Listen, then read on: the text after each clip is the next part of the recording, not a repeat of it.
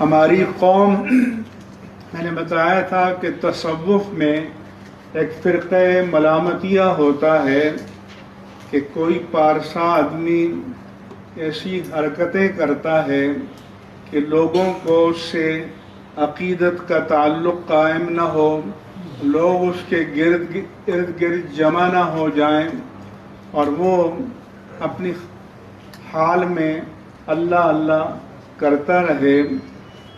ہم بھی من حیث القوم ایک ملامتی قوم بن چکے ہیں، اس لیے دنیا بھر میں اپنی رسوائی کا انتظام خود کرتے ہیں۔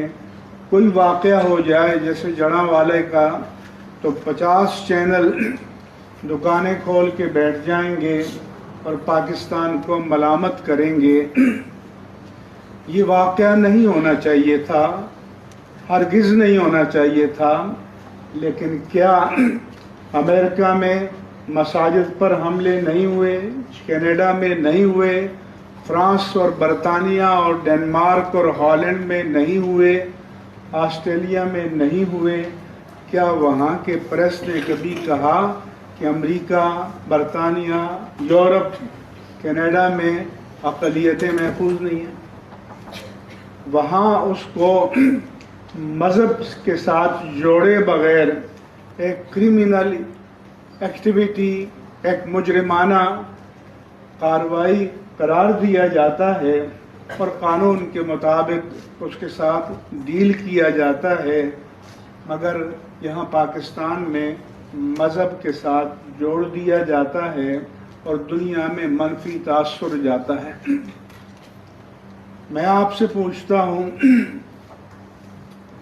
کہ امریکہ میں تقریباً 4 ملین مسلمان ہیں اور ان کے 435 کے ایوان نمائندگان میں ایک بھی ریزرو سیٹ نہیں ہے۔ برطانیہ میں بھی 4 ملین مسلمان ہیں، 650 کی پارلیمنٹ میں ایک بھی مسلمانوں کے لیے ریزرو سیٹ نہیں ہے۔ انڈیا میں 20 کروڑ مسلمان ہیں، لیکن پارلیمنٹ میں مسلمانوں کے لیے ایک بھی ریزرو سیٹ نہیں ہے۔ جو بھی آتے ہیں وہاں کی پارٹیوں میں شامل ہو کر جنرل الیکشن سے آتے ہیں، مگر ہمارے ملک میں پارلیمنٹ میں غیر مسلموں کے لیے ریزرو سیٹیں موجود ہیں۔ قومی اسمبلی، صوبائی اسمبلیاں، بلکہ اب لوکل باڈیز میں بھی موجود ہیں۔ اس کے باوجود یہ کہا جاتا ہے کہ پاکستان میں امتیاز ہے۔ تو برائے کرم پاکستان میں جو اچھائی ہے اسے بھی تو دنیا کے سامنے پیش کریں، اچھا چہرہ بھی دنیا کے سامنے پیش کریں۔ کیا ہم نے یہ قسم کھا رکھی ہے کہ پاکستان کا منفی چہرہ دنیا کے سامنے پیش کیا جائے گا؟ ہم 2002 سے دہشت گردی کا شکار ہیں۔ جب سے ہماری حکومت نے امریکہ کی وار آن ٹیرر کو گود لیا اور اس کے پراکسی بن گئے، تو پاکستان میں 80,000 سے زیادہ افراد جاں بحق ہو گئے ہیں اور اس میں مسلمانوں کی تعداد سب سے زیادہ ہے، آبادی کے تناسب سے بھی زیادہ ہے۔ اس لیے جو بھی نقصان ہو اسے پاکستان کا نقصان قرار دینا چاہیے، خواہ جانی نقصان ہو یا مالی نقصان ہو۔ جس طرح میرے بھائی حنیف احمد نے بتایا، ایک تو یہ ہے کہ الحمدللہ جڑاں والا میں کوئی جانی نقصان نہیں ہوا، املاک کا نقصان ہوا۔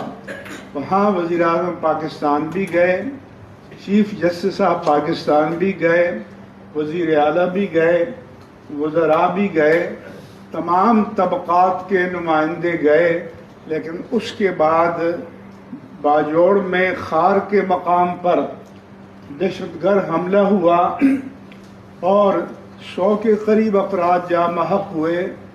پھر مستونگ میں میلاد النبی کے جلوس پر حملہ ہوا، وہاں 60 کے قریب افراد جاں بحق ہوئے۔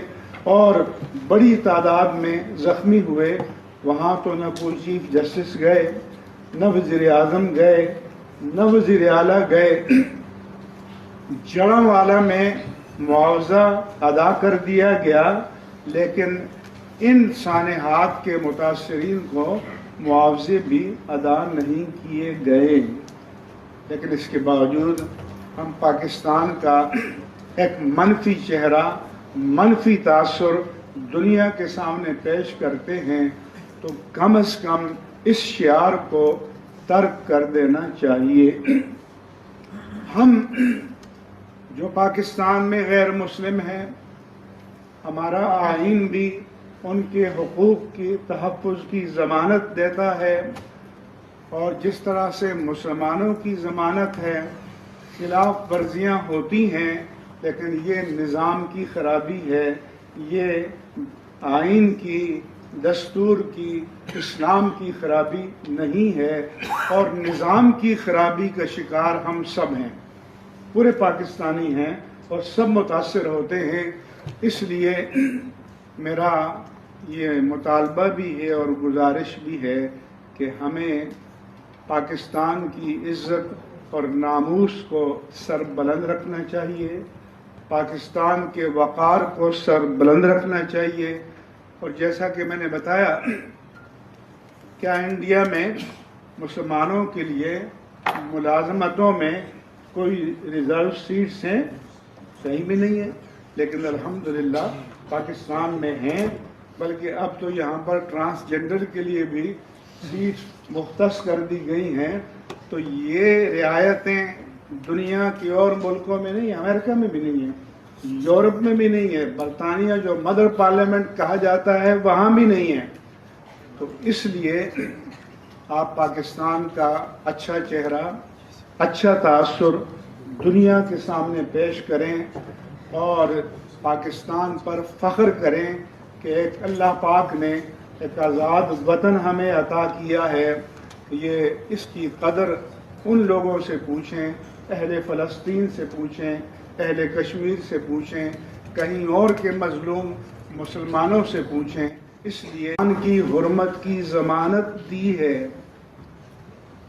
تو اس میں نفس کی بات کی ہے کہ من قتل نفسا بغیر نفس او فساد فی الارض فکانما قتل الناس جمیعا، کہ جس نے کسی ایک نفس انسانی کو قصاص کے بغیر یا اس نے فساد فی الارض کا جرم نہ کیا ہو اور اس کو قتل کیا ہو، تو گویا اس نے پوری انسانیت کو قتل کیا.